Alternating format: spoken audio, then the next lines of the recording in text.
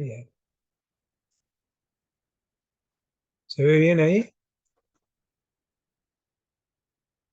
Sí, sí. Sí. Bueno, ok. Entonces, a ver, vamos a empezar con parásitos. Vamos a ver un poco las generalidades. Entonces, recuerden lo que es, que esto lo vimos, que es el parasitismo, ¿no? Y recuerden que es una asociación que es beneficiosa para el parásito y ese parásito se aloja en otro de especie diferente que se denomina hospedero, el cual para el hospedero esa relación parasitaria es perjuiciosa, perjudicial, ¿no? Entonces, el hospedero se perjudica con esa asociación. En cambio, el parásito se beneficia, ¿no? Porque se beneficia porque, bueno, el parásito de alguna manera ha evolucionado y se ha adaptado para vivir con esa asociación con el hospedero. Entonces, principalmente, bueno, el parásito se alimenta y se reproduce en el hospedero. O sea, está adaptado para, desde el punto de vista evolutivo, vivir dentro o asociado al hospedero.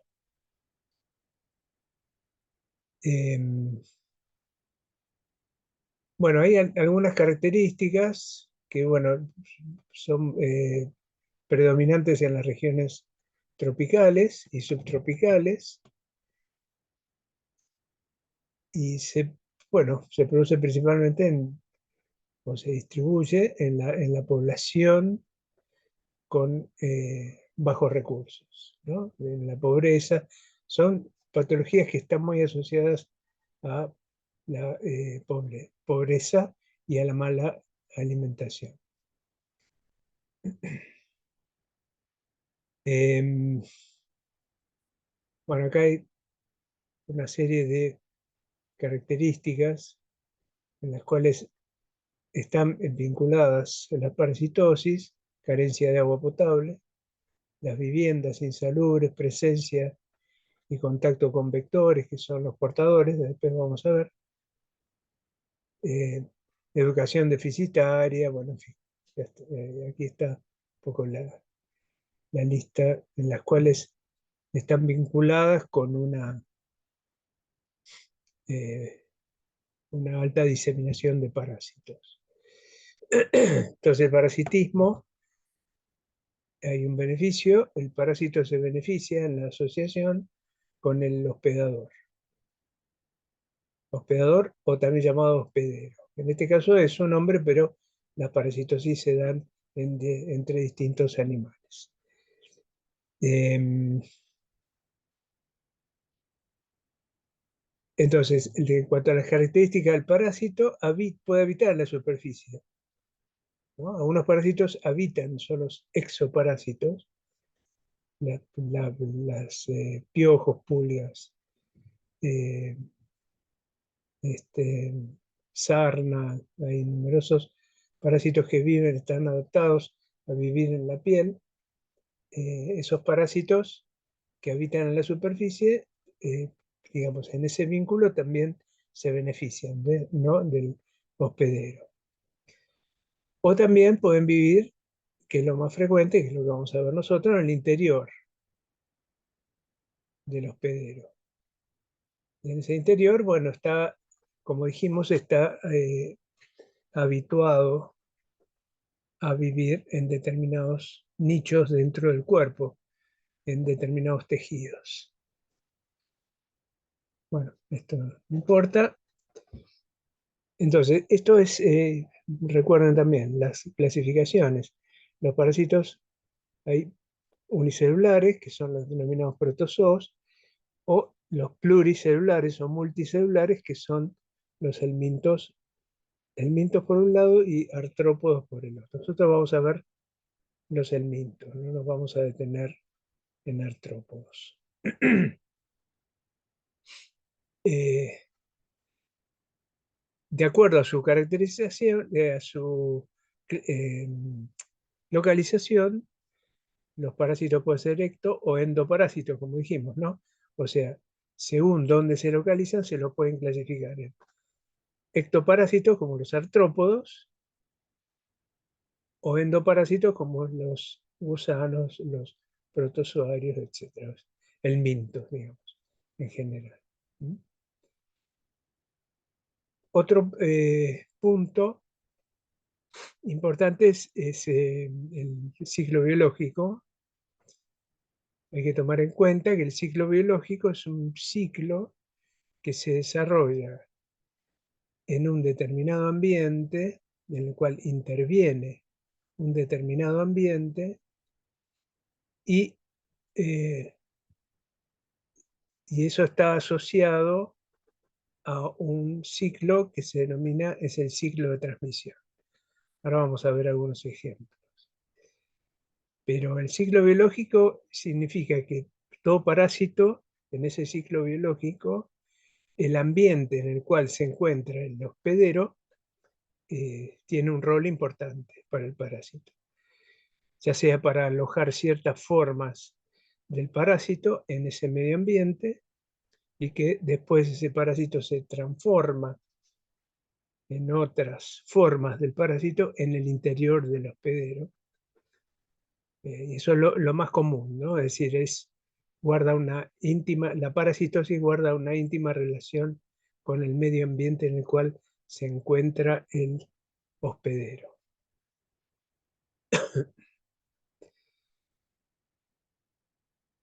Los ciclos biológicos se dividen en distintos. Uno es el monoxénico o ciclo de vida directo, en el cual el parásito realiza todo su desarrollo en un solo hospedador. Vamos a ver algunos ejemplos, que todo el ciclo biológico se produce en el interior del individuo parasitado. En cambio, el ciclo de vida indirecto o heteroxénico, el parásito realiza su ciclo de vida en más de un hospedador. Por ejemplo, el ganado bovino, puede ser también el ganado porcino, pueden ser mascotas, gatos, perros, aves. O sea, el parásito puede, en un parásito con ciclo heteroxénico, hay un animal que interviene en ese ciclo biológico. Entonces, por ejemplo, ese parásito puede parasitar, por ejemplo, al ganado bovino, y por el carnivorismo, ¿no?, del ser humano, es herbívoro y carnívoro, es omnívoro, digamos, al ingerir la carne en determinada situación puede adquirir ese parásito que se encuentra desarrollando su ciclo en el animal, y entonces en la ingesta de carne lo que se puede producir es la transmisión de ese parásito al humano. Eso se produce porque el ser humano es carnívoro y come carne principalmente, ¿no? Eso depende de las culturas. Puede comer carne de cerdo, carne de vaca, de un ave, carne de pollo, ¿sí? Y en esa ingesta el parásito puede incorporarse a través de las vías digestivas y producir una parasitosis. Ese es un ciclo heteroxénico. Monooxénico, no hay intervención del medio ambiente, no hay otro hospedador en el parásito que no sea el hombre, ¿no? Solo parasita al hombre. Están los hospedadores, denominados también definitivos. El definitivo es aquel en que el parásito alcanza la madurez y se reproduce sexualmente.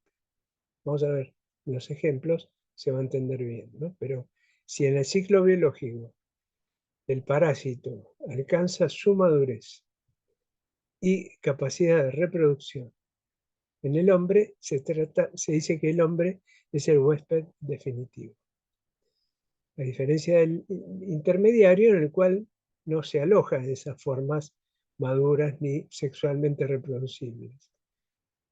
Y alberga formas que son denominadas intermedias, por ejemplo, larvas, y no se multiplican ni sexual, o sea, se pueden multiplicar asexualmente, pero no hay reproducción sexual, ¿no?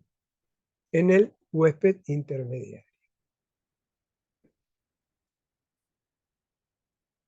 Bueno, hospedadores accidentales es aquel que para el parásito no es imprescindible parasitarlo, no es imprescindible ese hospedador para la perpetuación del parásito de la naturaleza, es un hospedador eh, accidental. Y después están los que se diseminan a través de un vector biológico. Un vector que es un insecto, artrópodos hematófagos, mosquito, vinchuca y otros, artrópodos hematófagos que propagan la infección de un vertebrado a otro y son esenciales para el desarrollo del ciclo biológico del parásito. O sea, el parásito viaja por este vector y cuando este vector pica a una persona, le transmite el parásito.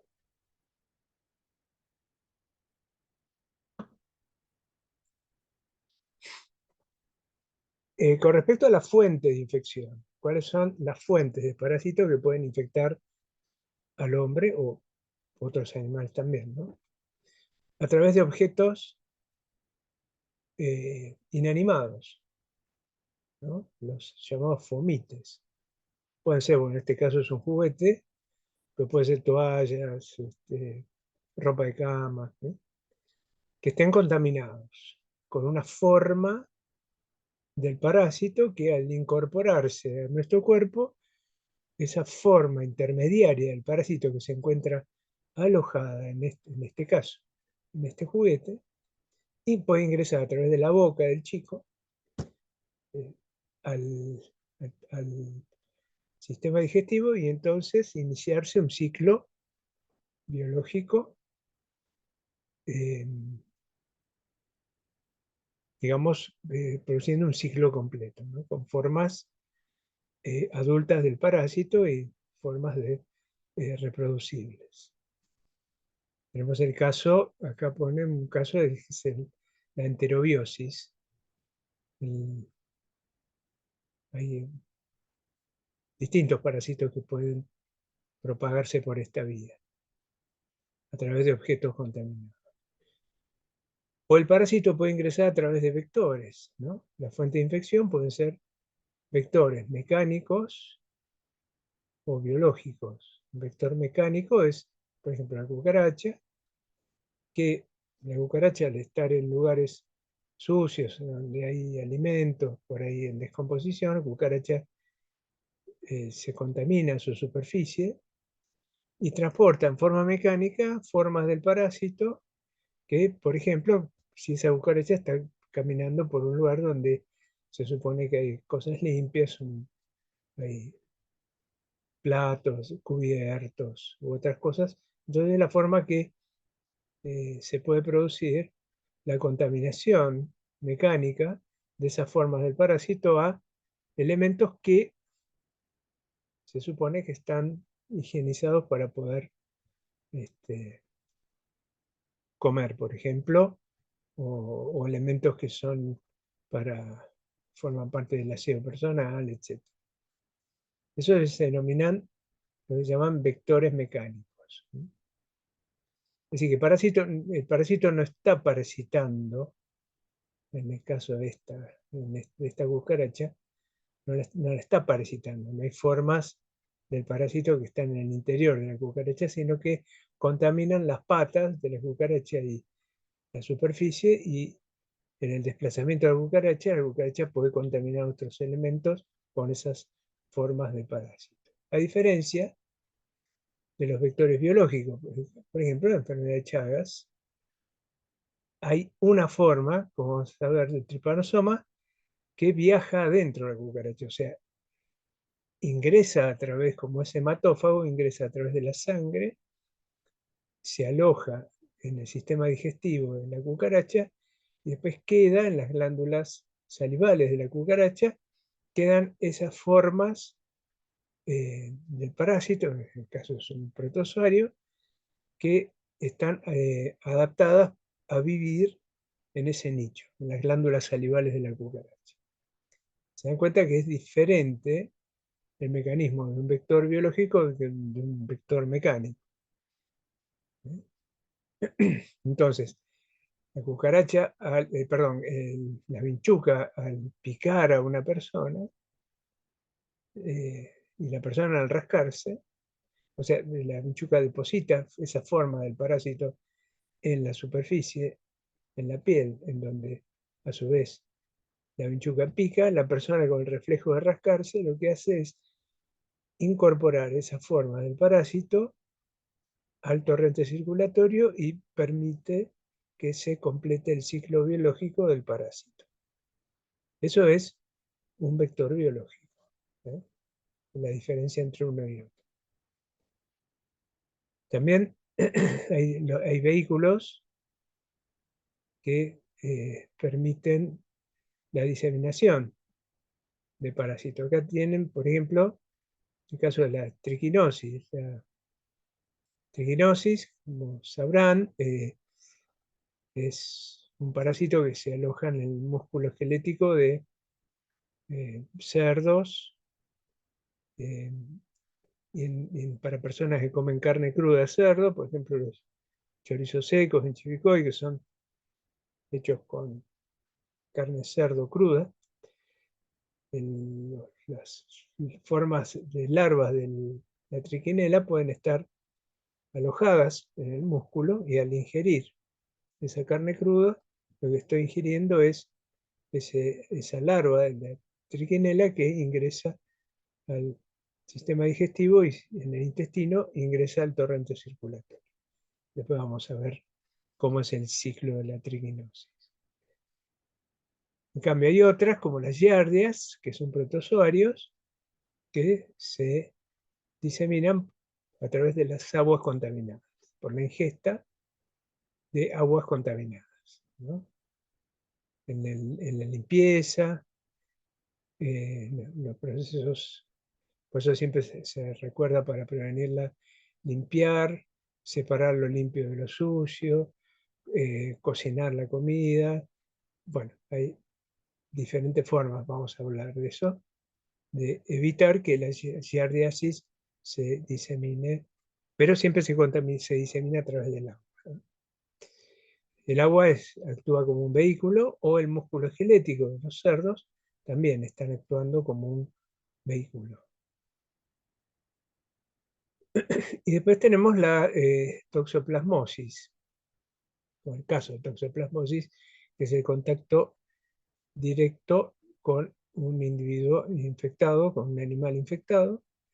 Ese toxoplasma se puede, por ejemplo, atravesar placenta e infectar al feto y producir la muerte fetal. Perdón.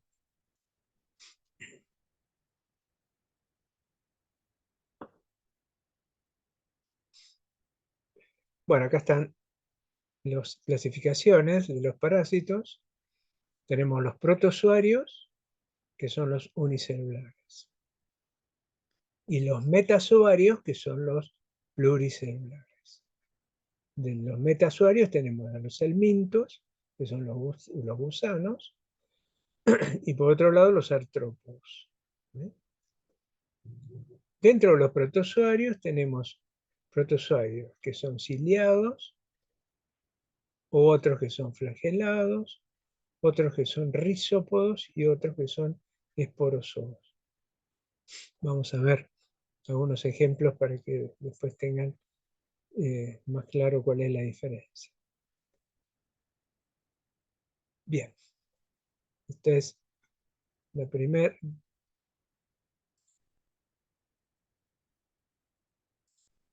clase de parásitos.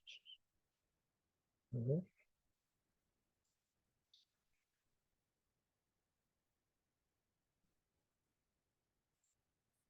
Bien.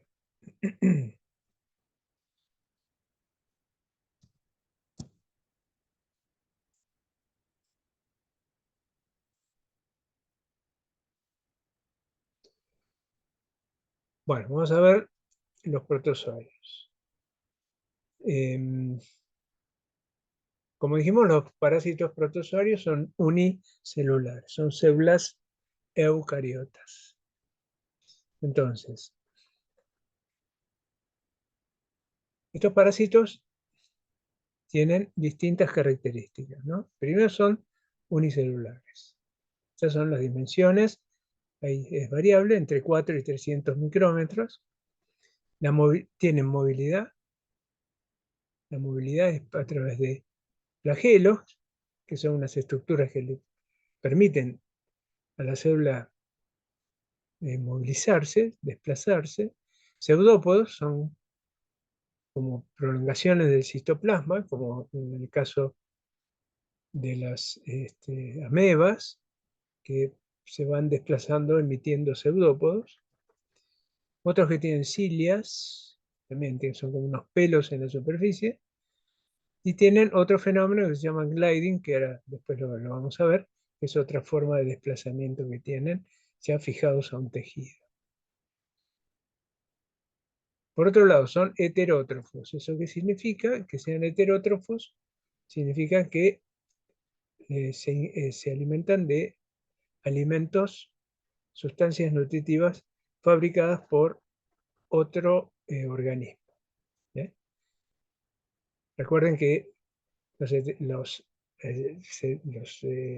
sistemas biológicos ya más evolucionados se dividen en dos grupos, autótrofos y heterótrofos. Los autótrofos son los que, como las células vegetales, los que se alimentan o producen sus sustancias alimenticias sacando la energía de la luz solar.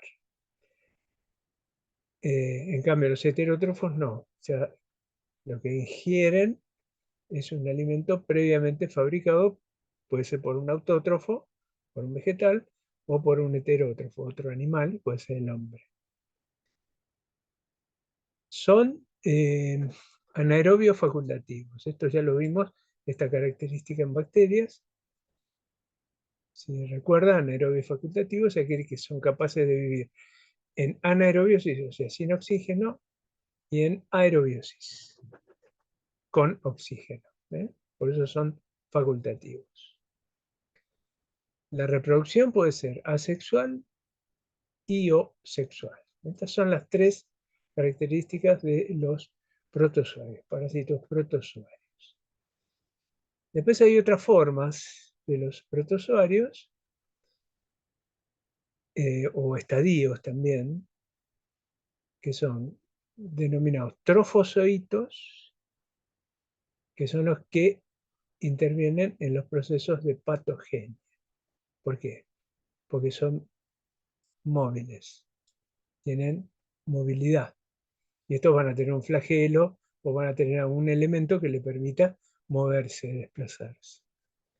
Entonces, favorece a la patogenia. ¿Por qué? Porque la movilidad es lo que le permite dirigirse a un determinado tejido y, por ejemplo, alojarse en ese tejido. Por ejemplo, el tripanosoma se aloja en músculo cardíaco. O sea, cuando ingresa en el torrente circulatorio, hay una forma del parásito que se desplaza por sangre, es un trofozoito, y que después cuando llega al músculo cardíaco se desprende de ese flagelo y ahí queda otra forma del parásito. Ahora después vamos a ver cómo es el mecanismo.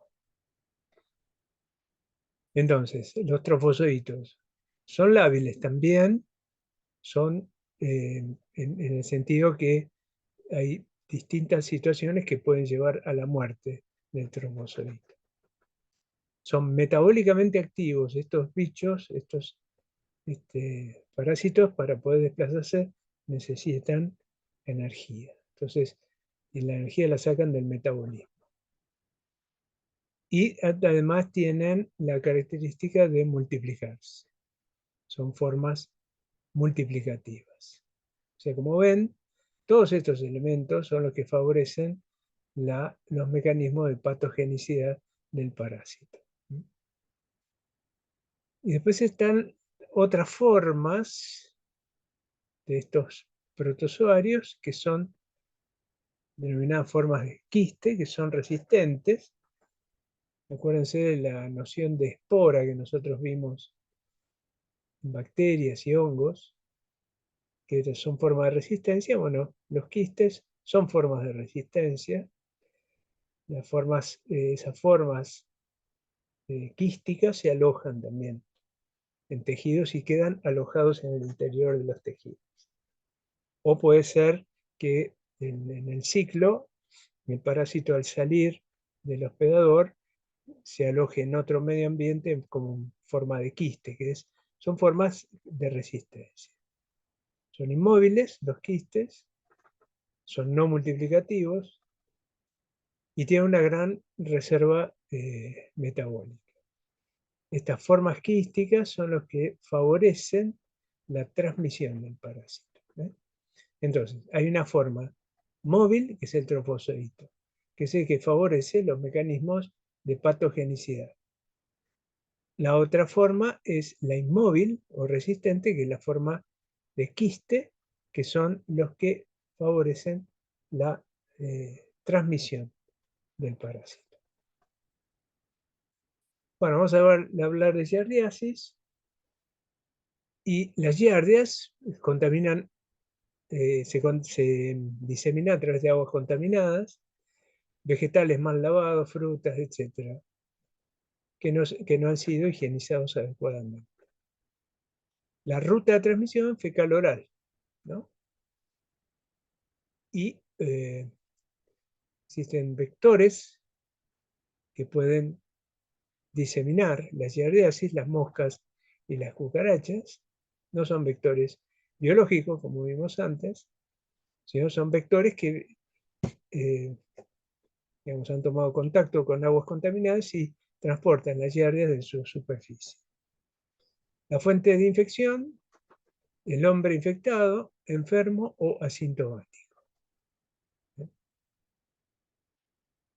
Es decir, que el hombre, cuando se contamina con giardias, puede presentar una sintomatología marcada, una enfermedad, o el hombre puede estar infectado con giardias y no tener sintomatología. Pero está el enfermo, el asintomático, digamos, infectado, asintomático. Y por otro lado puede estar el infectado, enfermo. Bueno, el reservorio es el hombre aloja este parásito, es la fuente de diseminación, y produce diarreas agudas y crónicas en chicos.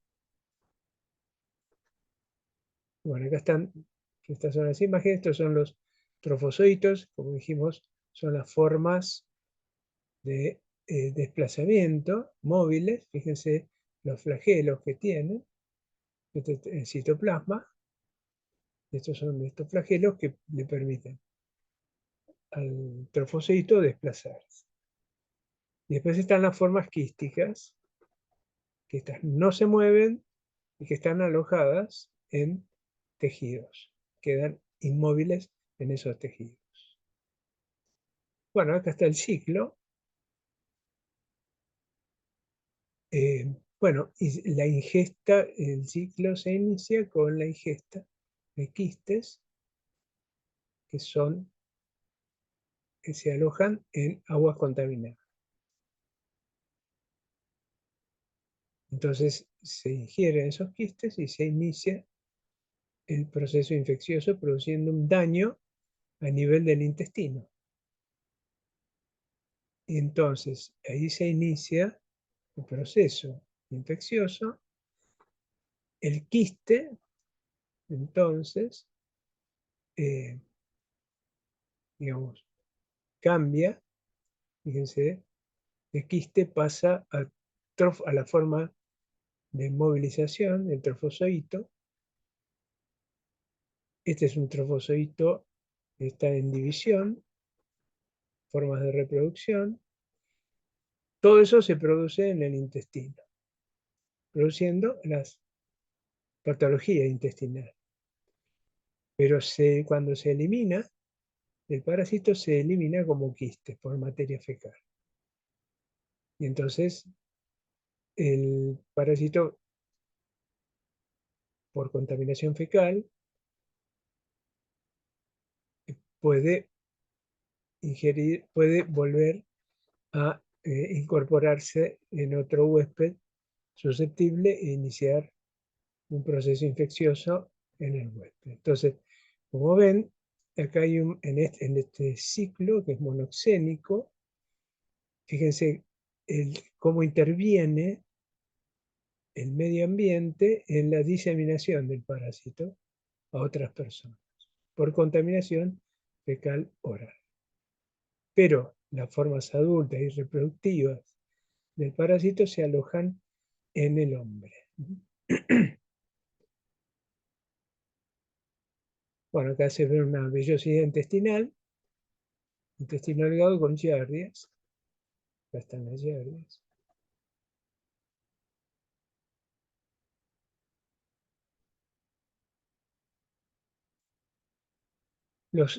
Hay otros parásitos, son los coccidios intestinales.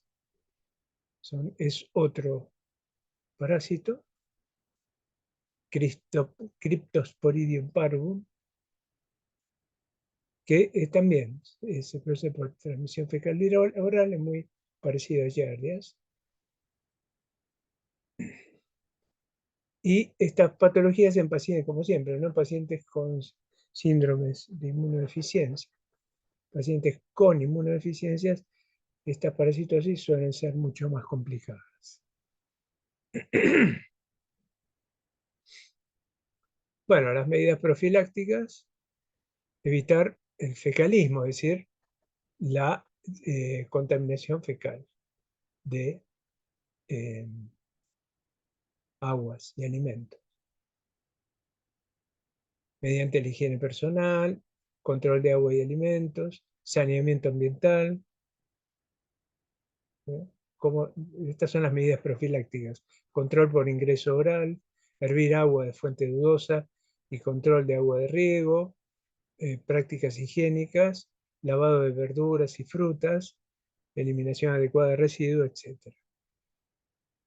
Después controlar el ciclo ano, mano, boca, ¿no? Lavado de manos y cepillado de uñas, desinfección de objetos y lavado de ropas, ¿no? Bueno, con respecto a la profilaxis, lavado de manos, cocinar los alimentos, evitar la contaminación cruzada, ¿no? Bueno, eso es con respecto a las giardias, que son los más frecuentes, parásitos más frecuentes por contaminación fecal oral. Después tenemos el Trypanosoma cruzi, que son parásitos protozoarios de sangre y tejido. Ya tienen, esto es un extendido de sangre, estos son glóbulos rojos, esto es lo que le queríamos mostrar la otra vez con el microscopio que no le pudimos mostrar. Y en sangre se puede ver esta forma de trypanosoma, que es un trofozoito. Fíjense que tiene la cola y esta forma tiene una movilidad bastante importante.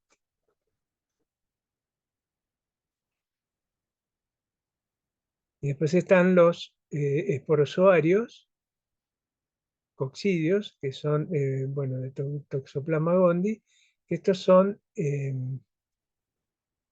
acá tienen, estos son quistes, ¿no? Bueno, estas son las características del trypanosoma en América. Y, bueno, se transmite por un vector biológico, que es el Triatoma infestans, de la vinchuca, y hay reservorios del parásito. Uno son los silvestres, los herbívoros silvestres como las comadrejas, armadillos, murciélagos, roedores, todos estos pueden alojar formas infectivas del parásito en sangre, ¿no? Y que la vinchuca puede tomar contacto y picarlos. Después están los domésticos, el perro y el gato. Entonces, el ciclo doméstico es aquel ciclo en el cual intervienen los animales domésticos, y el ciclo silvestre en el cual, como se ve acá, intervienen comadrejas, ratas, animales salvajes. Bueno, como dije, la vinchuca aloja formas infectivas del parásito, se llaman epimastigotes.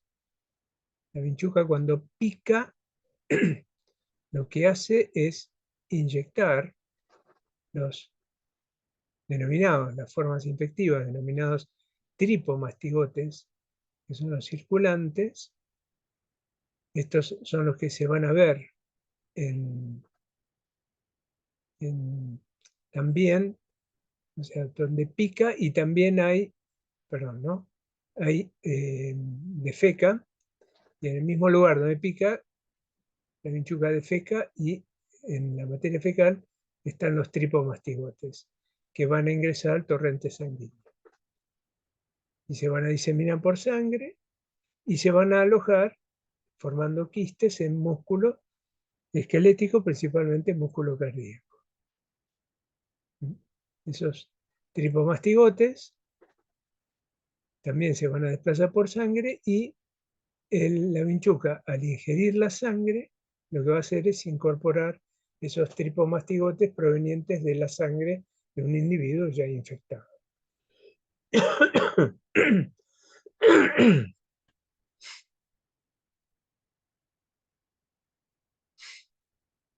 Bueno, acá está el desarrollo de la vinchuca, Triatoma infestans. ¿Y cuáles son los mecanismos de transmisión? Bueno, vectorial, con la vinchuca, transfusional, también a través de transfusiones sanguíneas se puede diseminar a otros individuos, a través de trasplantes de órganos, infección congénita de la mamá al feto, y oral, por la ingesta de alimentos contaminados. Bueno, acá hay una serie de situaciones en las cuales se debe diagnosticar.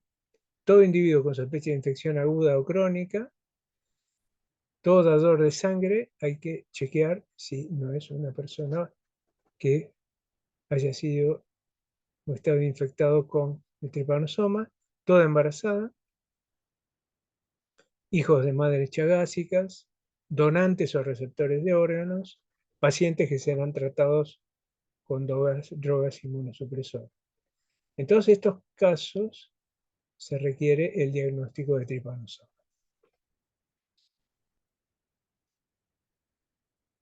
Bueno, acá está, este es el ciclo natural, simplemente para mostrarle que es una infección crónica que nunca se elimina.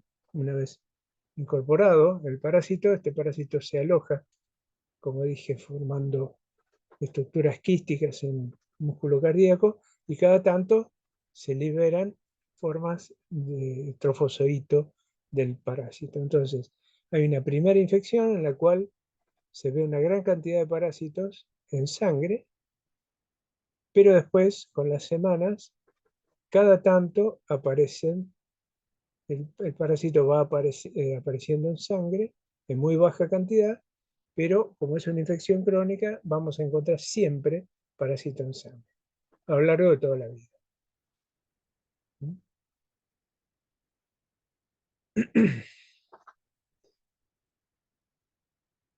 Bueno, la fase aguda se diagnostica por observación directa al microscopio. Acá se ven trofozoitos. Y en la fase crónica, a través de ciertos métodos, como métodos indirectos, o sea, métodos para la observación de anticuerpos.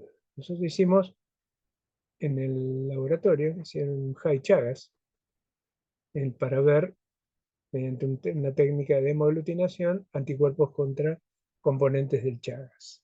Bueno, eso es uno de los procedimientos que se usa para diagnosticar si esa persona está infectada con Chagas o no.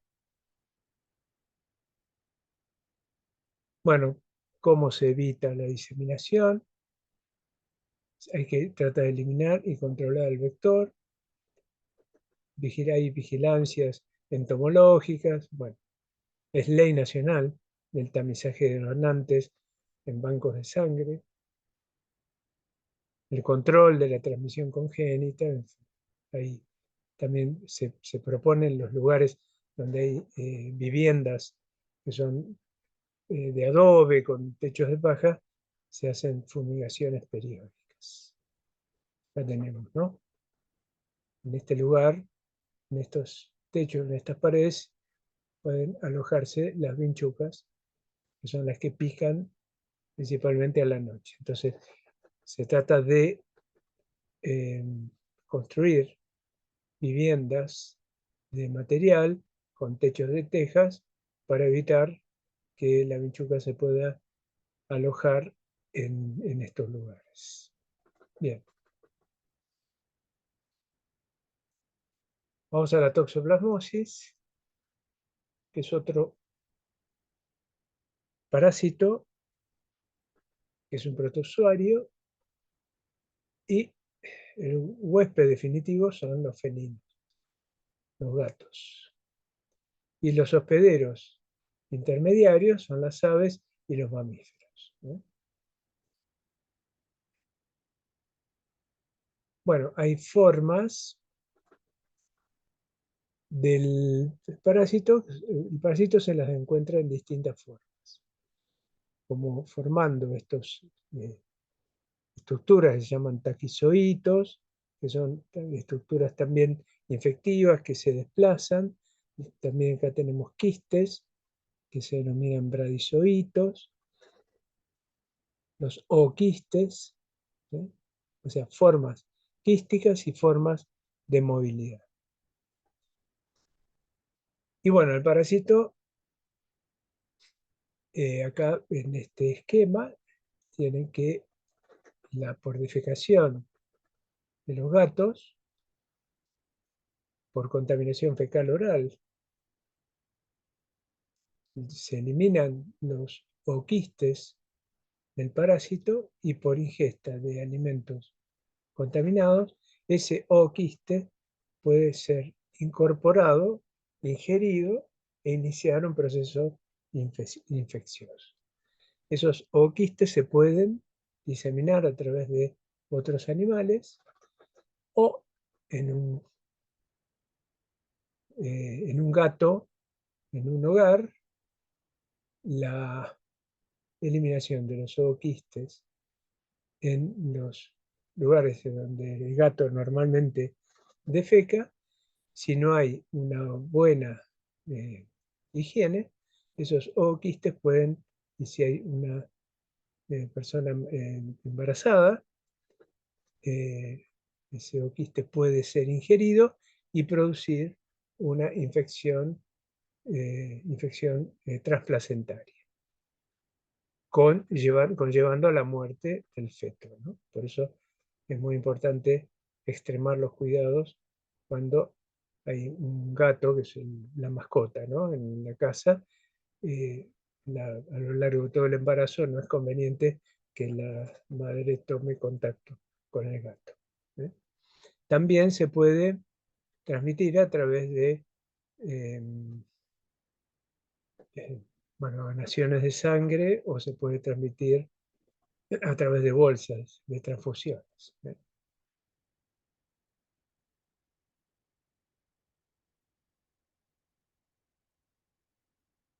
Bueno, bueno, esto es un poco la prevalencia: 60% están registrados en el Hospital Diego Thompson de San Martín, 22% en el Hospital Alemán de la Ciudad de Buenos Aires. Como vemos, esto depende un poco del grupo etario en el cual se esté realizando el estudio, ¿no? Acá en esta figura lo que pueden ver es la severidad, es decir, en qué momento del embarazo se va a producir la infección transplacentaria. Cuando se produce dentro de los primeros meses, la severidad del cuadro clínico es máxima y esa severidad va disminuyendo a la medida que el feto va madurando. Ya en un feto eh, ya de 9 meses o más, ya la severidad es mínima, ¿eh?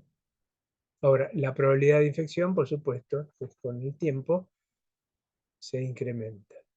Eso tiene que ver también con cuestiones de irrigación, de placenta, de tamaño del feto, etc. Entonces, la probabilidad de infección se incrementa en los últimos meses de embarazo, pero la severidad es mínima, ¿eh?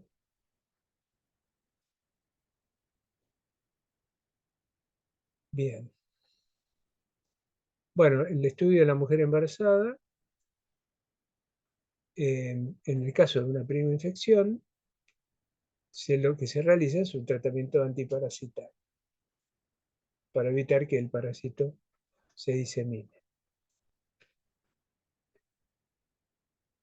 Si no hay infección, lo que se hace es extremar los cuidados.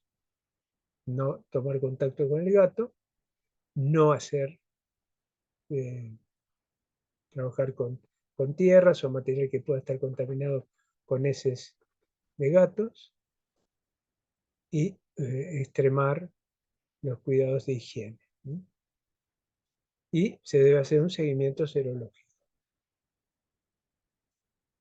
¿Qué es un seguimiento serológico? Se le saca sangre y se busca anticuerpos para ver si se ha desarrollado la infección. Bueno, esto lo dejamos, tricomonas. Bien.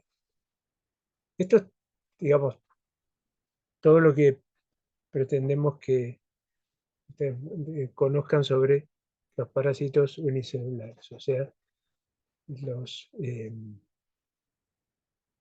estas son las 3 parasitosis prototípicas que nosotros siempre ponemos más hincapié en preguntar. Bien. ¿Van bien? ¿Están ahí? Sí, Ah, bien, bien. Qué bueno escucharlos. A veces no sé si están dormidos. Bueno, vamos ahora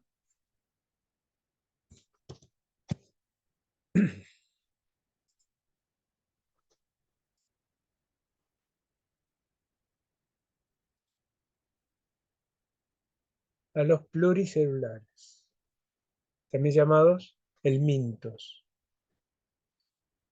Entonces, bueno, los helmintos son también llamados vermes o gusanos, eh, que presentan formas de vida libre también, ¿sí? Son multicelulares y tienen un sistema reproductor muy desarrollado.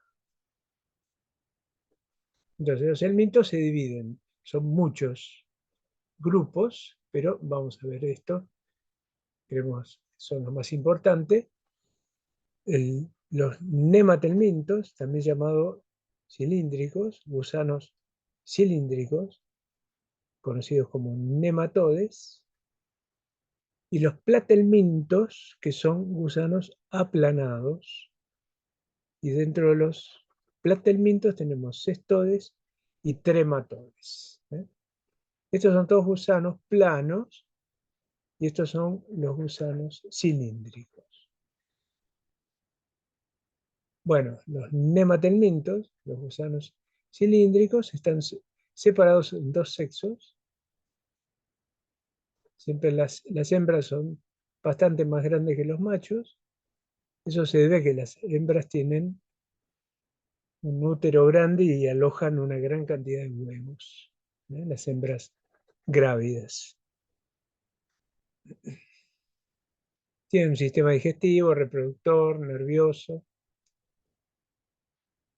En el extremo tienen una estructura, estiletes o de dientes, que le permiten alojarse en la pared del intestino.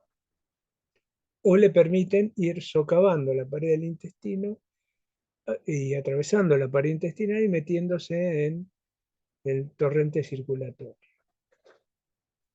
O bien, otros lo que hacen es van socavando la piel y ingresan a través de la piel, ingresan al cuerpo. Como dijimos, tienen sexos separados. Eso, que tengan sexos separados, se lo llaman dioicos.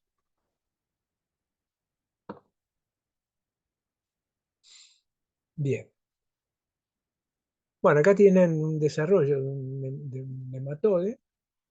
Desde los huevos se va formando un embrión, se forman las larvas 1, 2, 3 y 4 y el adulto, en este caso un adulto hembra. ¿Eh? Esto después vamos a ver que cada una de estas larvas tienen ciertas características que le permiten al parásito poder diseminarse en una persona, ¿no? En un huésped. Estos pueden ser intestinales, y tenemos el Ascaris lumbricoides, Trichiuris trichiura, Enterobius vermicularis, Uncinarias y otro que se llama Strongyloides estercolaris. Estos son parásitos intestinales. Los tisulares, tenemos la Trichinella spiralis, que es el agente causante de la triquinosis, Toxocara canis o cati, Ancylostoma brasiliense o caninum. Estos son 3 ejemplos de parásitos tisulares. Los parásitos adultos se los encuentran en el tubo digestivo y los larvas en los tejidos. Entonces, los nematodes intestinales tienen, cuando ingresan al intestino a través de la ingesta, la probable ingesta de alimentos contaminados, tienen una fase migratoria pulmonar. ¿Qué es lo que hace este parásito? Atraviesa la pared intestinal, ingresa en sangre, en torrente circulatorio, y viaja hasta pulmón. En los alvéolos pulmonares atraviesa el alvéolo pulmonar y después ingresa a la tráquea y por expectoración ese parásito es vuelto a ingerir y ingresa nuevamente a intestino a través de la ingesta de esa secreción y ya vuelve una forma más evolucionada. Eso se denomina una fase migratoria pulmonar. Entonces, algunos, el Enterobius vermicularis, Trichiuris trichiuri no tiene fase migratoria pulmonar. En cambio, las Ascaris lumbricoides, Uncinarias y Strongyloides tienen fase migratoria pulmonar.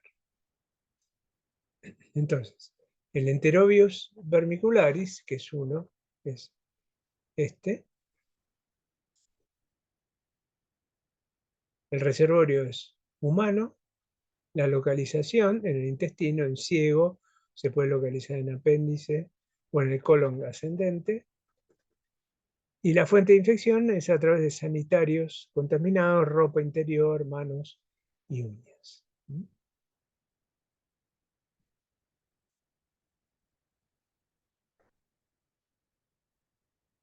Entonces, el elemento infectante es el huevo larvado. Es un huevo larvado, es un huevo que tiene adentro una larva, un gusanito metido ahí adentro. Acá tienen el Enterobius vermicularis adulto. Este tipo de parásito se encuentra en todos los niveles, no es un parásito de niveles de bajos recursos, incluso, o sea, pueden ser de cualquier nivel sociocultural. Se asocia a hacinamiento. ¿Qué significa? Un lugar donde, por ejemplo, una sala, en un hospital donde se hayan alojado muchas personas, sobre todo en la población pediátrica. Se entiende hacinamiento por eso. Muchas personas que comparten un determinado espacio. Afecta a niños de 1 a 9 años y afecta a todo el grupo pulmonar. Fíjense, esto es bien típico, un chico rascándose la cola, ¿por qué? Porque produce prurito anal. Y eso lo producen los huevos que están pegados en la región perianal. Vamos a ver. Fíjense entonces, el ciclo de vida. Una única forma del parásito externa, o sea, el parásito se aloja, hay formas del parásito pegadas en la región perianal, que es lo que produce el prurito. La persona al rascarse y un chico, y llevarse la mano a la boca, lo que hace es ingerir el huevo y volver a iniciar el ciclo del parásito. De este huevo pasa a una forma de larva en el intestino y de la forma de larva pasa a forma adulta, que puede ser hembra o macho, y entonces, como son dioicos, sexos separados, se produce la copulación y la hembra comienza a liberar los huevos. La hembra sale al espacio perianal y deposita los huevos que tienen un adhesivo muy fuerte que queda pegado en esa región perianal. Eso es lo que produce el gran prurito y lleva inclusive a afectar el comportamiento del chico.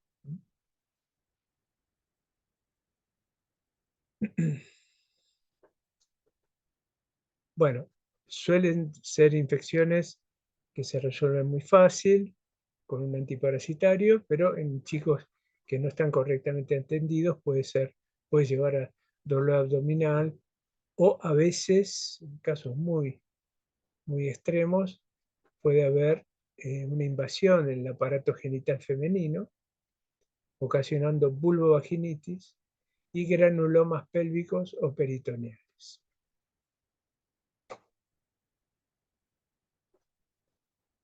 El diagnóstico, bueno, hay un test, el método de Graham, que consiste en el raspado perianal. Entonces lo que se ve al microscopio son los huevos típicos del parásito. La técnica de Graham es con un adhesivo, estos se pegan en el orificio perianal y ese adhesivo se coloca en un portaobjetos y se observa al microscopio. Bueno, en la población adulta se puede hacer un escobillado perianal. Y fíjense, estas son las hembras. Así se las observa en la región perianal. Estos adultos se los puede ver de noche mientras el chiquito está durmiendo. No despertarlo, porque los parásitos rápidamente se vuelven a meter adentro del intestino. Entonces, para verlos, una de las formas es, aparte sin encender la luz, con una linterna, sacarle el pañal y fijarse, mirar el pañal o mirar en la región perianal si están los gusanitos, digamos, depositando huevos. Estos son los huevos típicos de estos parásitos, también llamados oxiuros, ¿no? Bueno, profilaxis, acá la tienen, es corte de uñas, aseo frecuente, etcétera, ¿no? Acá tienen las formas de evitar la proliferación de este parásito. Una de las cosas que tienen, estos parásitos se diseminan en la población con mucha facilidad, a través de la ropa, a través de las toallas, sábanas. Si no hay una buena higiene, por eso yo decía de un lugar donde hay hacinamiento, donde hay muchos chicos internados, las sábanas tienen que estar bien limpias, porque las sábanas son una fuente de infección muy importante. Bueno, este es el Ascaris lumbricoides, es un parásito mucho más grande, como ven. Ahí también están separados en dos sexos. Esto es un huevo de Ascaris. Estos así se ven en materia fecal. Y bueno, en infecciones masivas pueden llegar a producir una obstrucción intestinal. Habitan en duodeno y en yeyuno. Y la fuente de infección son los suelos contaminados. Por eso se lo llama geohelminto. Y a través de vía oral, ¿no? Estos son típicos parásitos de diseminación por contaminación fecal oral. Aquí lo tienen. Estos parásitos, los huevos, se alojan en los suelos contaminados y el mismo polvillo, por el viento, estos huevos son muy resistentes, o por la ingesta de vegetales contaminados, el huevo puede entonces sufrir distintas divisiones y alojar una larva que al ser ingerido, esa larva eclosiona e inicia un proceso infeccioso intestinal. Entonces, ahí es donde se tienen que alojar las formas con sexos separados, copular y producir huevos que son los que van a ser eliminados por materia fecal.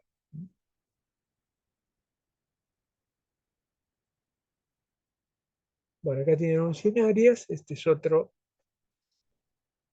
parásito que fíjense la forma de ingresar que tienen también. Estos parásitos se eliminan por materia fecal, estos huevos se alojan en los suelos, se liberan las larvas y la característica que tiene este parásito es que ingresa, por ejemplo, en personas descalzas, la larva puede atravesar la piel e ingresar al torrente circulatorio e iniciar un proceso infeccioso.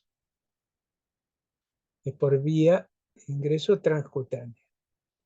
Pero después también puede, puede alojarse en sistema digestivo. Bueno.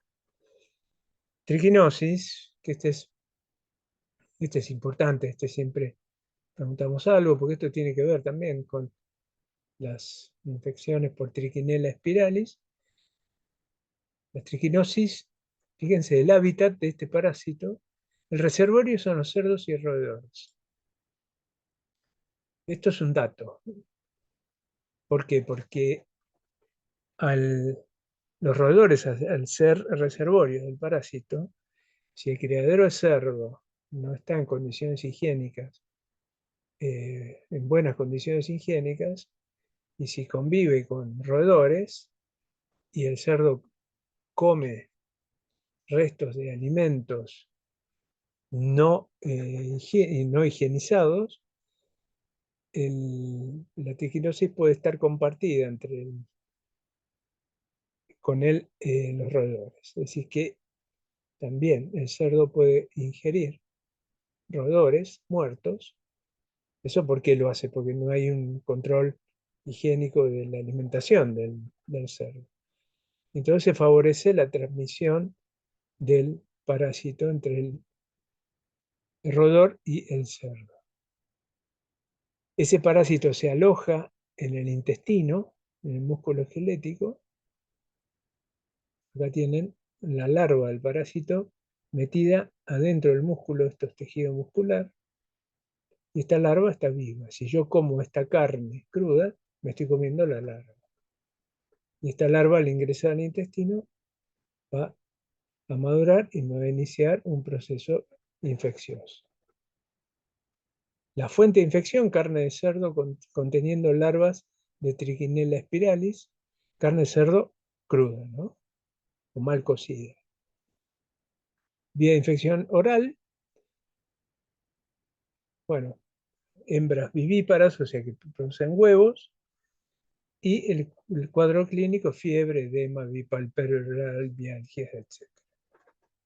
Acá tiene el ciclo. El ciclo, fíjense, en un roedor, por ejemplo, el roedor puede ingerir carne contaminada por canibalismo. Esa carne contaminada lo que hace es que ingresen las formas de larvas del parásito y que se alojen. Fíjense que el ciclo es incompleto. Llega hasta este punto. El punto 5 son las larvas que están enquistadas en músculo esquelético. Entonces, todo esto se produce tanto en los roedores, que pueden alojar larvas del parásito. Estos roedores muertos pueden ser ingeridos por el cerdo, que a su vez pueden incorporar las larvas, que a su vez se van a alojar en el músculo esquelético del cerdo. Estos cerdos son ingeridos por el hombre, por comer carne cruda de cerdo, y entonces ingresan las distintas formas de larva, las formas infectivas, y también en el hombre se va a formar ese quiste intramuscular. ¿Mm? Bueno, la profilaxis es, fíjense, acá hay un criadero de cerdo, que los cerdos ingieren alimentos contaminados. Por eso es tan importante eh, disponer de criaderos de cerdos que estén desde el punto de vista sanitario controlados, ¿no? Fíjense, acá hay algunos datos, ¿no? La cocción a 71 grados puede eh,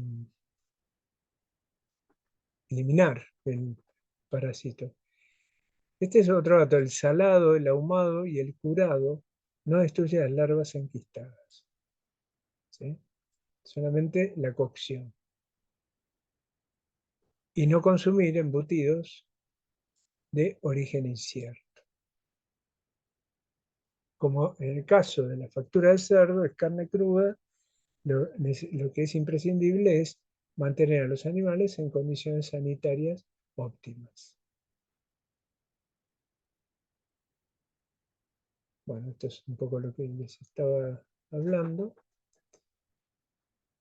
Después están los otros, que son los platelmintos, los otros gusanos planos, tienen un cuerpo aplanado. Fíjense cómo es la cabeza. El cuerpo tiene segmentos. No tienen cavidades en el cuerpo, la mayoría de órganos y sistemas rudimentarios, y es nutrición a través del tegumento. Estos parásitos se nutren, están fijados a la pared del intestino. El parásito es largo. Fíjense, acá tienen un gusano.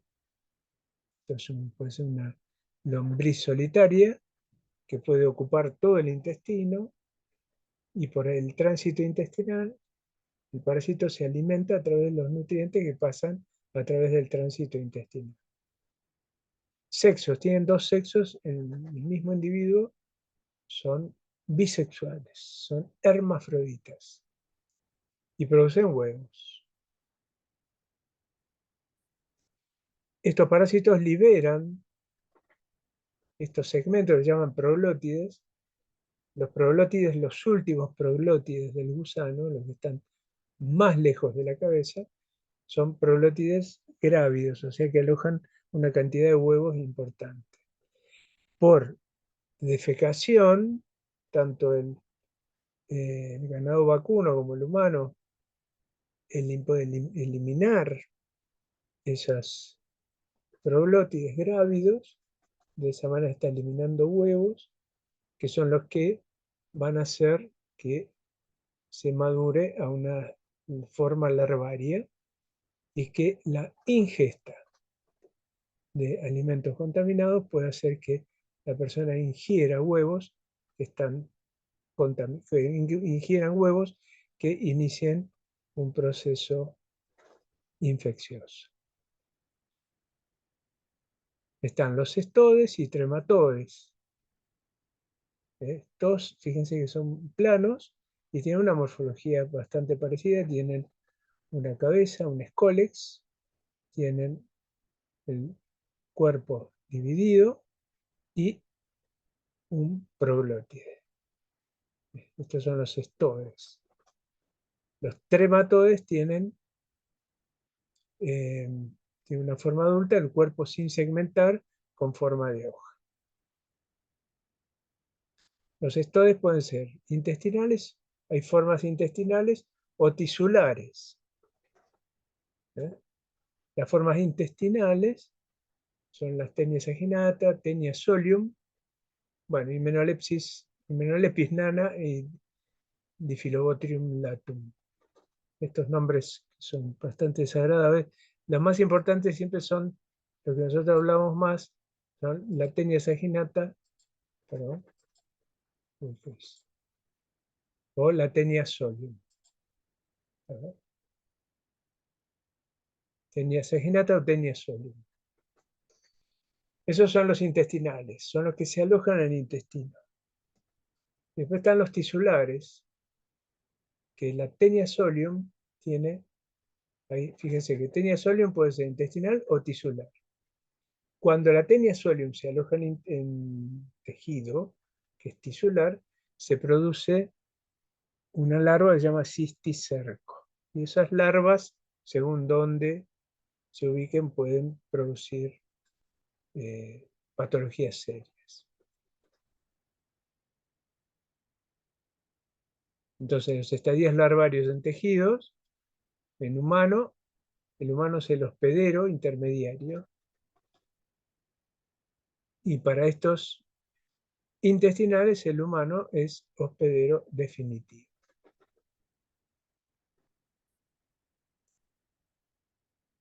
Bueno, a ver.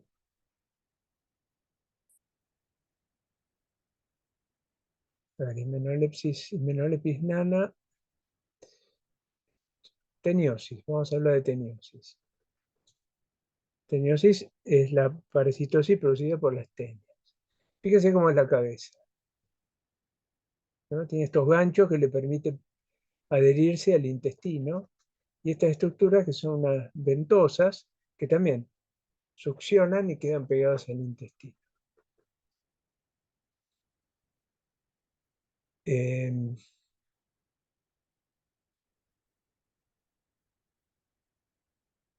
La tenia es también conocida como lombriz solitaria, fíjense, tienen el cuerpo dividido con segmentos.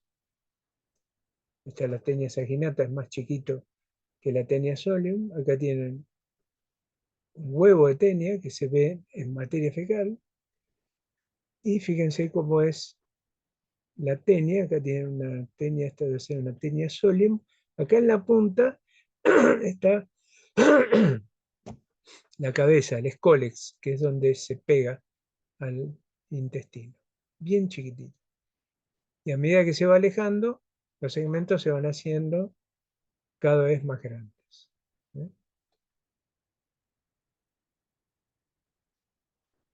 Acá tiene el ciclo de tenia. Las tenias, eh, las vacas o los cerdos pueden comer huevos de tenia, y esos huevos se transforman en larvas que pueden, esas larvas tisulares, se van a alojar en el intestino, formando un cisticerco en músculo. Esto es parecido a lo que pasa con lo que vimos antes, con Ay, me olvidé el nombre. Perdón, no me voy a olvidar. Triquinosis, no me salía, perdón.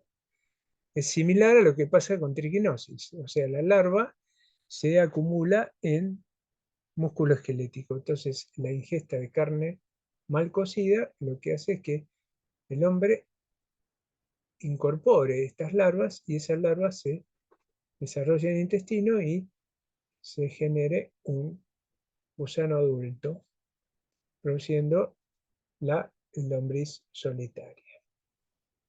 Vamos a lombriz solitaria. Esos huevos son liberados a través de los proglótides grávidos por materia fecal y estos huevos contaminan los pastos y las vacas y los cerdos ingieren esos vegetales y entonces de esa manera se cierra el ciclo.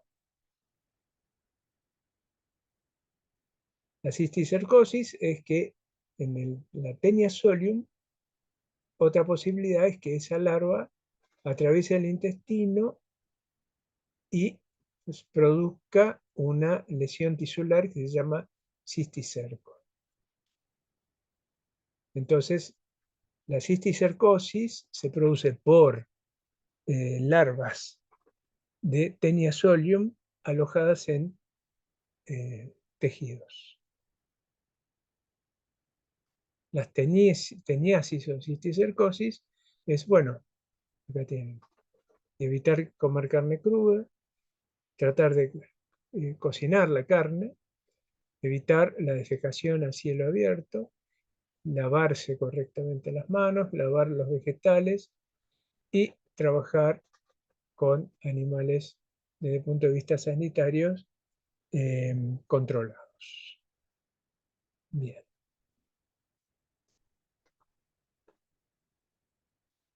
La hidatidosis es otro cestode que es se dice que es una zoonosis agrícola. Hay una larva que se llama hidátide que se la encuentra en vísceras de ganado.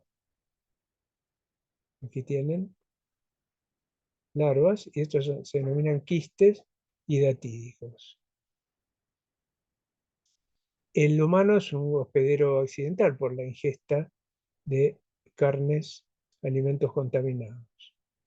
La infección es por vía oral y la ubicación de estas larvas se produce en hígado, entre un 75 y 80%, y en pulmón, entre un 20 y un 25%.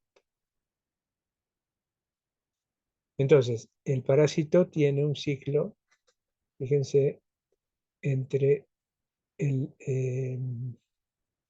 ovino, ganado ovino, cabra, cerdo, ¿eh? También en cerdos, y el perro, los cánidos. Entonces, esto se establece, este ciclo. Ustedes saben que hay muchos lugares donde este tipo de ganado es controlado mediante el empleo de perros. Entonces hay un intercambio de formas del parásito en el cual permite cerrar el ciclo, ¿no? Las cabras, las ovejas pueden alojar quiste hidatídico que al ser ingerido por un perro, en esos quistes que hay formas infectivas del parásito, entonces al ser ingerido, las formas infectivas se propagan en el perro y liberan huevos, que son huevos embrionados, que son eliminados por las heces del perro. También, de nuevo, la ingesta de alimentos contaminados hace que estos huevos embrionados puedan ingresar al hombre y producir estos quistes hepáticos, estos quistes, denominados quistes hidatídicos. Eso se llama Echinococcus granulosus. Es la llamada hidatidosis. Bueno, profilaxis, lavar con agua potable las frutas, evitar que los niños lleven tierra o arena a la boca, en fin, ya tienen una serie. Pero fíjense, este esquema es, acá ven un perro y acá ven un animal muerto y la ingesta por parte de ese animal muerto de quistes hidratídicos, ¿no? Bien, en artrópodos no los vamos a ver. Bueno, esto es más o menos lo que pretendíamos que supieran de parásitos. Eh, no sé, ¿les quedó alguna duda? Después yo de todas formas, esto lo estoy grabando, después les subo la clase a YouTube para que la tengan. ¿Se entendió esto? La tenemos dos. Sí. Se me han ido. Bueno, Delfina ahí siempre está fiel. Y Milagros se fue. Bueno, Está, profe, pero no sé si está escuchando. debe estar por ahí. Bueno, vamos entonces, vamos a ver rápidamente la parte de inmuno y ya terminamos.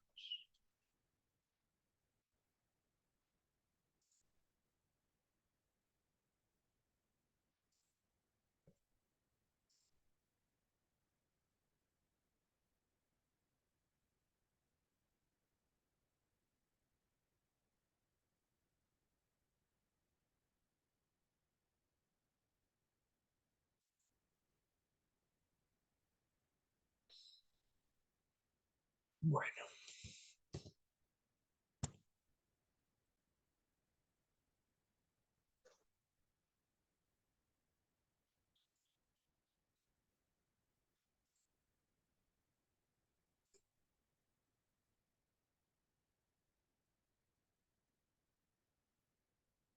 bueno.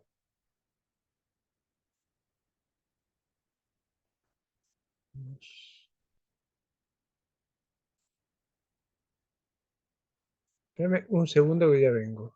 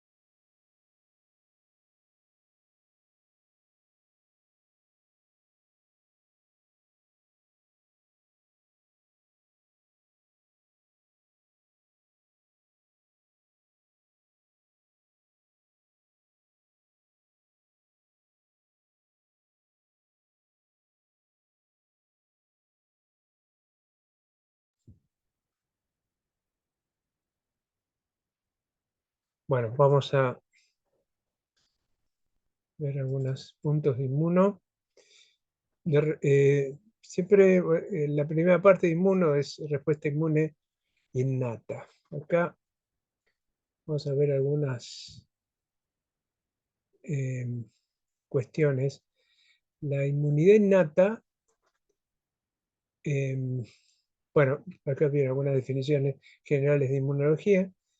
Eh, Uno de los puntos claves en la inmunología es la capacidad que tiene el sistema inmune de distinguir lo propio y lo no propio. No eh, básicamente la inmunología es la disciplina que estudia los mecanismos de defensa que el sistema inmunitario altamente organizado es capaz de implementar.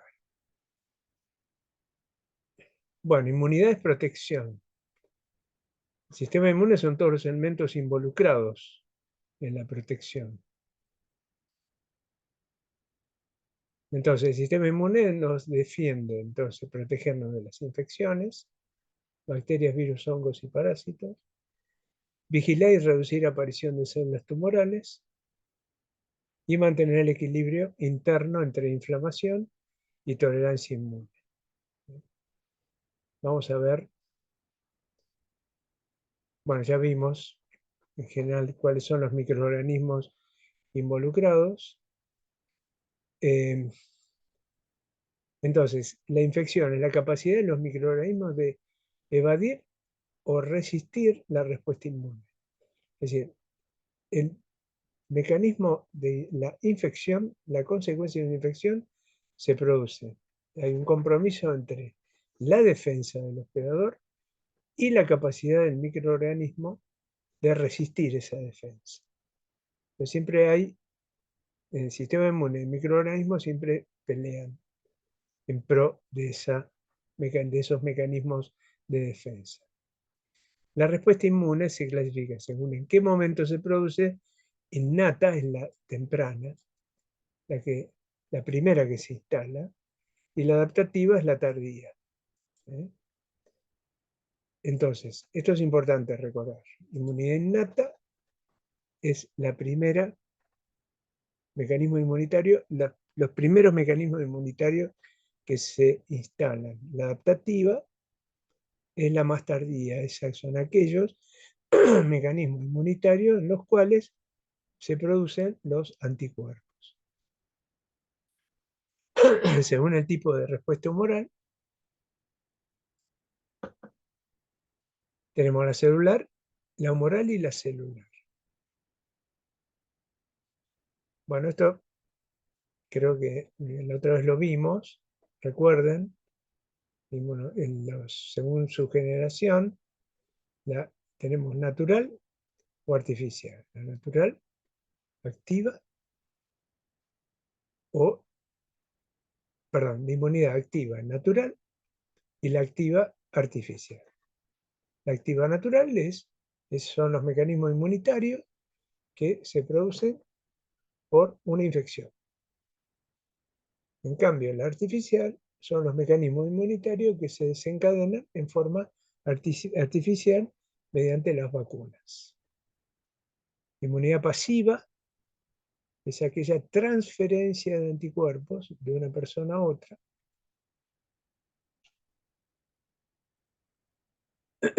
Entonces, por ejemplo, la transferencia de anticuerpos de la madre del chico o la transferencia de anticuerpos por el amamantamiento a través de la leche materna. Y la artificial es la que se produce por sueros hiperinmunes. El ejemplo son los sueros antiofídicos o el suero antirrábico. Es una forma de inducir inmunidad pasiva artificial. Bueno, estos son los elementos que forman parte de la inmunidad innata y esto de la inmunidad adaptativa. Acá sepan que, bueno, las células son las células dendríticas, los macrófagos, estas células son importantísimas en el macrófago. Ahora vamos a ver cómo funcionan. Células NK o Natural Killer, son células naturalmente asesinas. Los basófilos, los eosinófilos, neutrófilos. Después tenemos mecanismos de inmunidad innata humorales, que son las proteínas del complemento. Después tenemos, bueno, células T, gamma delta y las células NK también, que son un intermediario, ¿no? Intervienen los mecanismos de inmunidad innata como adaptativa.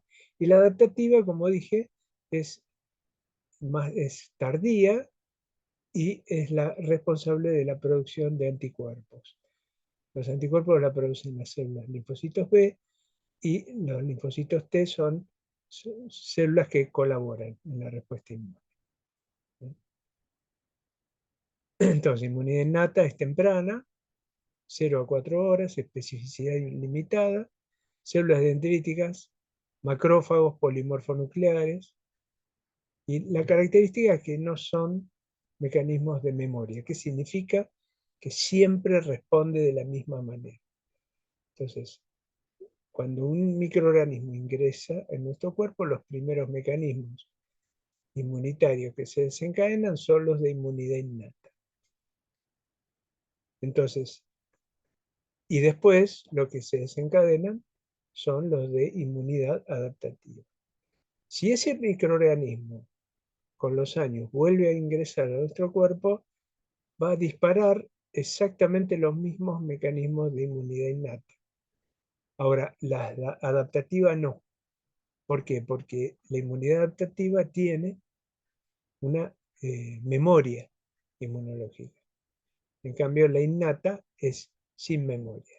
La innata siempre va a responder de la misma manera. Bueno, acá tienen la respuesta innata. Eh, Vamos a ver ahora un poco más en detalle. Los principales componentes están las barreras físico-químicas de la piel, de los epitelios, sustancias antimicrobianas, células, de la microbiota, o sea, de células intestinales, epitelios, fagocíticas, citoquinas, elementos humorales, complementos, mediadores de inflamación, proteínas de fase aguda. O sea, hay un montón de proteínas que son los que también aportan a los mecanismos inmunitarios. ¿Cuáles son las barreras inmunitarias? Piel, mucosas, barrera placentaria, vellosidades o pelos intestinales, las lágrimas, saliva, el moco, sudor, sebo y jugo gástrico. Todos estos son mecanismos inmunitarios. Estos ayudan a que los microorganismos no puedan ingresar a nuestro cuerpo. Muchos de estos inactivan al microorganismo. Entonces, le crean un ambiente adverso al microbio que no le permite al microbio poder eh, progresar en el proceso infeccioso.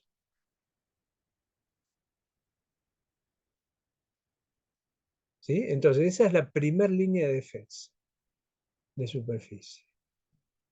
Después viene la segunda línea. El sistema inmune está formado por una red muy compacta de vasos denominados, son los vasos sanguíneos y vasos linfáticos. Entonces, hay un montón de estructuras que se denominan ganglios, que están asociadas a los vasos linfáticos. Esos ganglios se denominan ganglios linfáticos, y esos ganglios linfáticos están diseminados por todo nuestro cuerpo. Fíjense, las adenoides, las amígdalas, el timo, los cúmulos linfoides asociados en los bronquios, las placas de Peyer que están asociadas a la pared intestinal, apéndice, la médula ósea, ¿sí? Los ganglios, hay ganglios cervicales, axilares. Quiero decir, esto no, sepan que estos ganglios, todas estas estructuras denominados ganglios, que algunas son, se denominan también como tejidos linfoides asociados a las mucosas, todo está ubicado en lugares estratégicos. O sea, aquel lugar de nuestro cuerpo que quiere ingresar un microorganismo, seguramente va a haber un ganglio o un tejido linfoide cercano que va a desencadenar los mecanismos inmunitarios para neutralizar ese microbio. ¿Sí?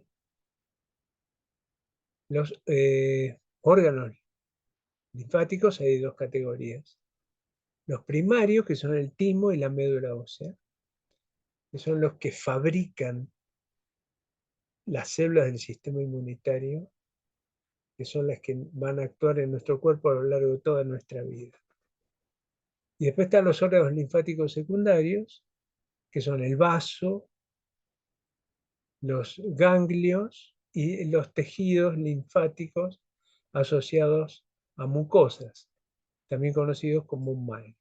Todos esos son órganos linfáticos secundarios. Entonces, para que entiendan, en los órganos linfáticos primarios se producen, se fabrican las células, linfocitos principalmente, que son las células que van a defendernos a nosotros a lo largo de toda nuestra vida. Ahora, esas células que se fabrican en los órganos linfáticos primarios se alojan en los órganos linfáticos secundarios. Bueno, esta es la primera parte. Vamos.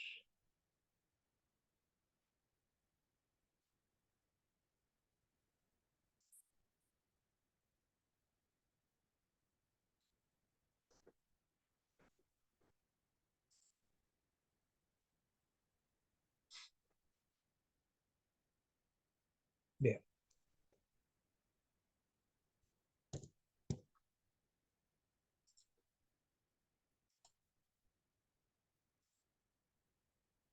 Bueno, vamos a la segunda parte. Seguimos con inmunidad innata. Bueno, entonces dijimos que la inmunidad innata es son los primeros mecanismos inmunitarios que actúan. Tenemos las barreras, la piel, el sudor, los cilios que están metidos en las eh, mucosas intestinales o pulmonares, glándulas sebáceas, en la boca, el mucus, secreción ácida intestinal, etc. Todo eso son los mecanismos inmunitarios inespecíficos. Bueno, acá está un poco descripta un poco más. Fíjense, esto es la punta de una aguja, una foto de alta resolución, y todo esto que se ve marroncito son bacterias que están pegadas a la punta de la aguja. Imagínense esta aguja así contaminada, inyectársela a una persona y hacer que todos estos microorganismos ingresen en músculos, según si sea una inyección intramuscular o endovenosa, va a producir un cuadro infeccioso importante, ¿no?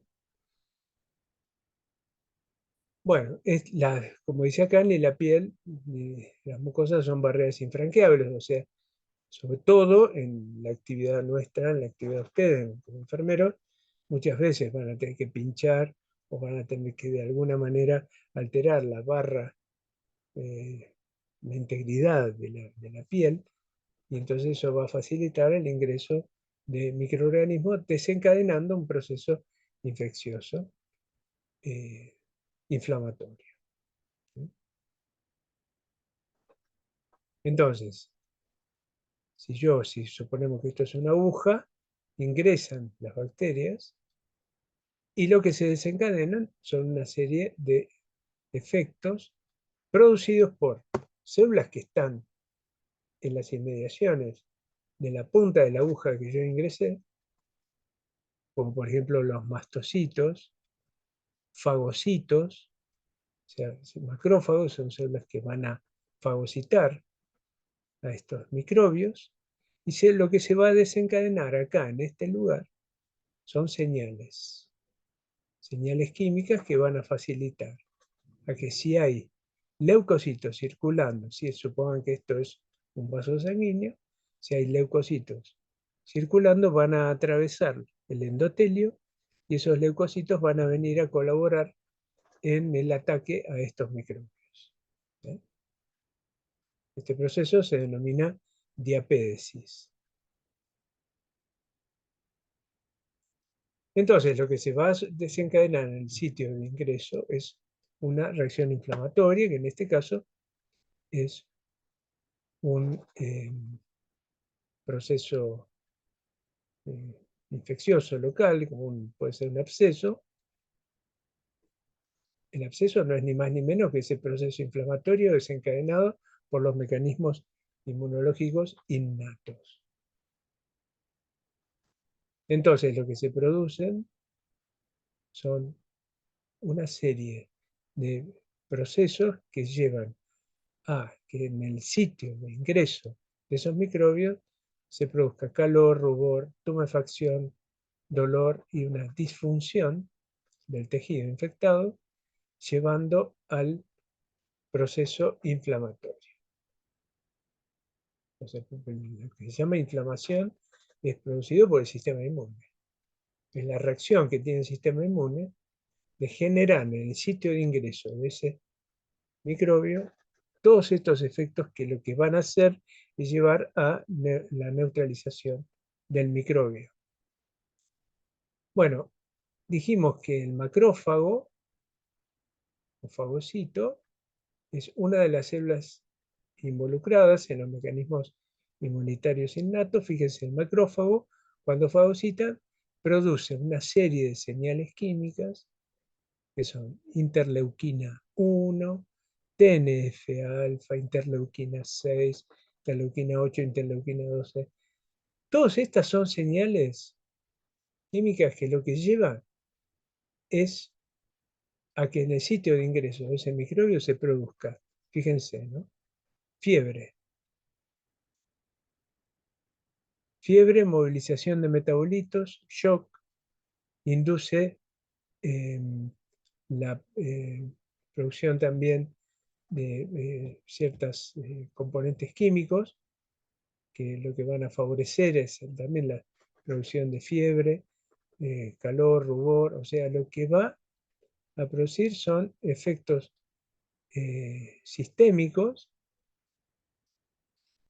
y efectos locales, activación del endotelio vascular, aumento de la permeabilidad de las, digamos, de los vasos sanguíneos, activación de linfocitos, en fin. Son todos los elementos que de alguna manera van a colaborar con la, la inmunidad innata, con el proceso inflamatorio. Fíjense, por ejemplo, el macrófago. Cuando llega una bacteria, es fagocitado por el macrófago, ese macrófago fagocita, endocita a la bacteria y la mata. Entonces se produce la lisis de la bacteria. Pero paralelo a esto, este macrófago que está fagocitando se activa y empieza a producir una serie de sustancias químicas que van a favorecer el proceso inflamatorio.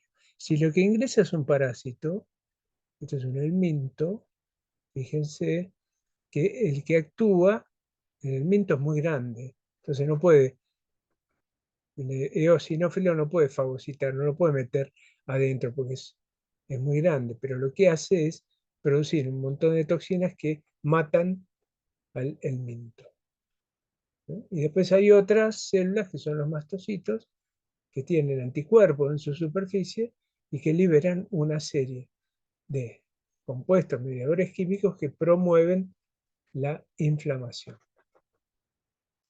Todo esto pasa en el lugar donde ingresa el microbio.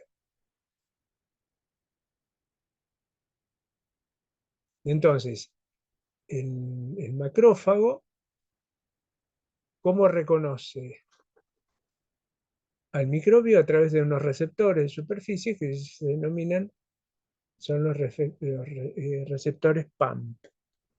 ¿Eh? Tienen receptores en sus superficies que hacen que puedan agarrar al microbio y fagocitarlo y matarlo. ¿Eh? Esos receptores son los receptores de reconocimiento de patrones. ¿Qué son los patrones? Bueno, cada microbio tiene sustancias en su superficie que los macrófagos le reconocen fácilmente. Y esas sustancias son los PAMPs, se denominan, son los patrones moleculares asociados a patógenos. Por ejemplo, nosotros hablamos de los de las bacterias gram negativas, y hablamos del LPS. El LPS es un PAMP, es un patrón molecular que es típico de las bacterias gram negativas y que los macrófagos tienen la capacidad de reconocer.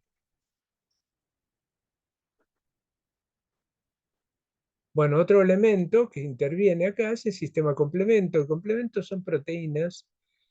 Si esto es el patógeno, esto es un esquema de la membrana del patógeno. Este es el citoplasma y esta es la membrana de la pared.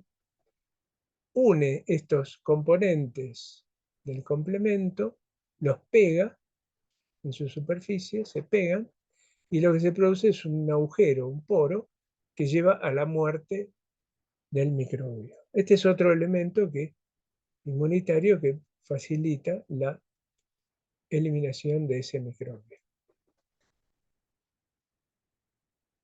Bueno, acá esto es simplemente para mostrar en forma integral las bacterias ingresadas, lo que hacen, ingresan, por ejemplo, a través de una eh, inyección, una vacuna o una droga. Esa bacteria ingresa a la dermis y lo primero que se produce es eh, la aparición de los macrófagos que se encuentran en esta zona, y lo que hacen es identificar al microbio, forma un proceso inflamatorio en el lugar de ingreso de ese microbio, se forman coágulos y se produce un edema. Entonces, fíjense que acá tienen el macrófago, los neutrófilos, fíjense que acá están los microbios y hay células que están viajando por el torrente circulatorio que se enteran que acá hay un proceso inflamatorio y atraviesan la pared del vaso sanguíneo y vienen a colaborar, ¿no? Se produce la diapédesis y acceso al foco de infección y la fagocitosis.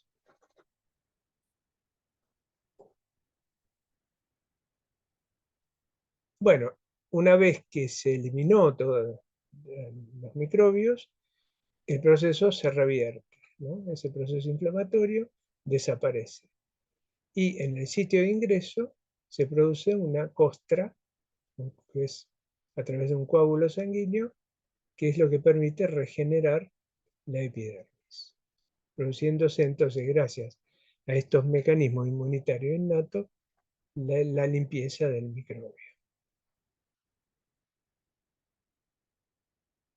Bueno, la respuesta inflamatoria, por supuesto que es beneficiosa porque permite, es un mecanismo rápido de eliminación de un microbio. Se forman, bueno, acá hay una serie de elementos, formación de fibrina, permitiendo el atrapamiento de los microorganismos, aporte de oxígeno, bueno, una serie de comportamientos de la inmunidad innata que favorecen a la eliminación del microbio. Después están los indeseables. Hay destrucción de tejidos, obstrucción de las vías aéreas por edema, por ejemplo, si es alguna infección por un microorganismo que ingresa por las vías respiratorias, ese proceso inflamatorio puede producir un edema, llevando a la obstrucción de las vías respiratorias. Meningitis aguda con edema intracraneal también es un proceso inflamatorio indeseable. Activación frente a antígenos ambientales inocuos, en fin, hay una serie de elementos de la inmunidad innata que pueden ser indeseables. Bien. Vamos ahora.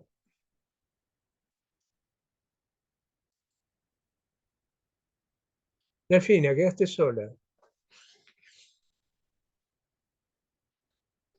Y ya ni estás Sí, tampoco.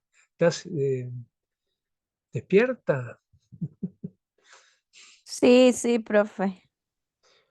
Bueno, a ver, vamos a ver la última parte, así no te martirizo más. De todas formas, igual ya tienen los teóricos. Em, a ver, vamos a buscar.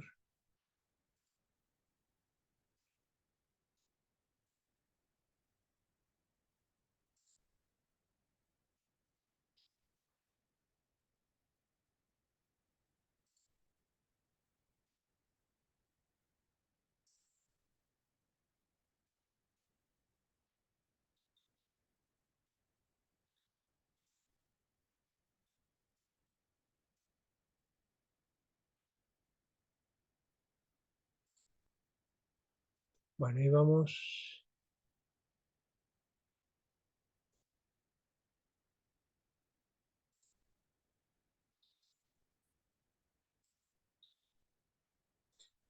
Bueno, vamos a ver, así terminamos.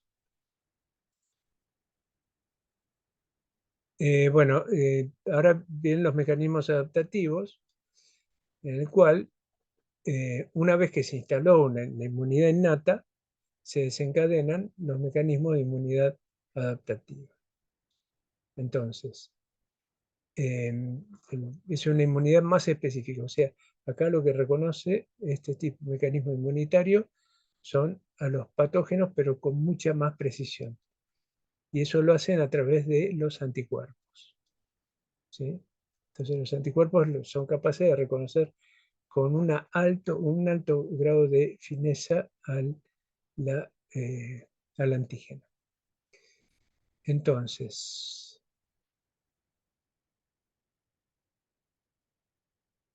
la inmunidad innata tiene una especificidad, se puede decir, reducida.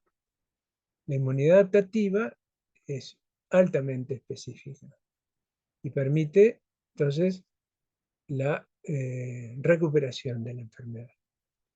Y la la inmunidad adaptativa lo que produce es memoria inmunológica. Es decir, que la persona que se ha infectado ya nunca más se va a olvidar de ese microorganismo. Entonces, bueno, acá están las diferencias entre ambos mecanismos inmunitarios, y en la inmunidad adaptativa las células que intervienen son linfocitos B y linfocitos T. Entonces, en el momento que ingresa el microbio se desencadenan todos los mecanismos inmunitarios innatos. Después de las 12, 24 horas, comienzan a despertarse las células de la inmunidad adaptativa, que son linfocitos B, que son los que producen anticuerpos, y los linfocitos T, que son las que producen células T efectoras, son células T que colaboran, son los linfocitos T colaboradores. Entonces, tenemos la inmunidad adaptativa, tenemos la celular y la humoral. La celular está formada por células dendríticas y linfocitos T, los colaboradores, TCD4, citotóxicos, TCD8 y reguladores. Y los linfocitos y la inmunidad humoral, adaptativa humoral, está producida por los linfocitos B, que son los responsables de la producción de anticuerpos. ¿Sí? Bueno, esto lo vamos a pasar. Entonces, los receptores en la inmunidad innata son los receptores de los PAMPs, como dijimos. Los receptores en la inmunidad adaptativa son los receptores de linfocitos B y los receptores T. Estos son mucho más específicos que los receptores PAMPs de los macrófagos en la inmunidad innata. Entonces, en la inmunidad adaptativa, si hay un linfocito en el órgano linfático secundario que reconoce al patógeno, lo que va a suceder eh, es, perdón, perdón, esto es que cada linfocito en el órgano linfático secundario tiene especificidad para un patógeno diferente. Por eso, cada célula tiene un color diferente. Eso es el repertorio de receptores que tiene el sistema inmune. Es mucho más grande que esto. Pero cuando llega un microbio, vamos a verlo acá, tenemos que llega un microbio y ese microbio es presentado al linfocito T a través de una célula presentadora de antígeno. Esa célula presentadora de antígeno, cuando ve al microbio, se lo lleva al linfocito T para presentárselo. ¿Dónde se lo presenta? En el órgano linfático secundario. Y entonces, aquel linfocito T que es capaz de reconocer a este patógeno, ese linfocito T lo que va a hacer es, va a proliferar. Pero van a empezar a aparecer una serie de linfocitos T, que son todos, van a reconocer al patógeno.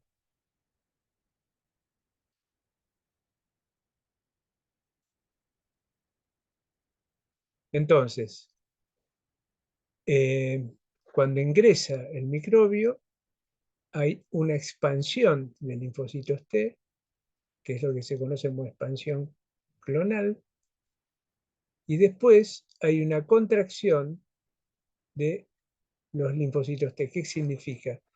Empieza a disminuir la cantidad de linfocitos T. Bueno, esto dejémoslo, no importa.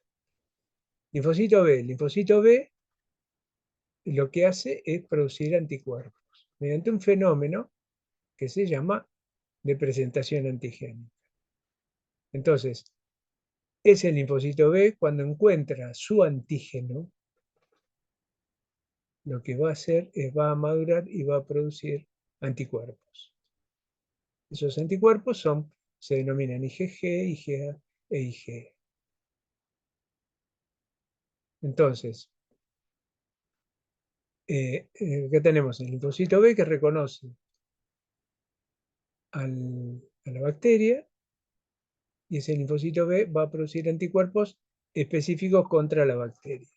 Pero de toda esta respuesta lo que va a quedar es una respuesta B de memoria, o sea, va a quedar linfocitos B de memoria, produciéndose la memoria inmunológica. A ver, vamos. Entonces, cuando ingresa por primera vez un microbio, en este caso es un ratón, pero esto puede ser un ser humano, ¿no? Hay primero una respuesta primaria. Se producen, los primeros anticuerpos que se producen son los IgM. Y después hay una respuesta secundaria, que se producen las IgG. Es decir, cuando ingresa el microbio, por primera vez se activan algunos linfocitos B que van a producir un tipo de anticuerpo que se llama IgM. Pero después pasan los días y se empieza a producir otro tipo de anticuerpo que son los IgG. Entonces tenemos una respuesta primaria y una respuesta secundaria.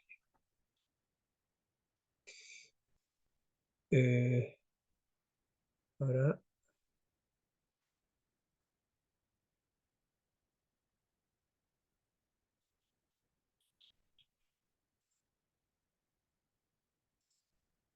vamos ahora a la última parte.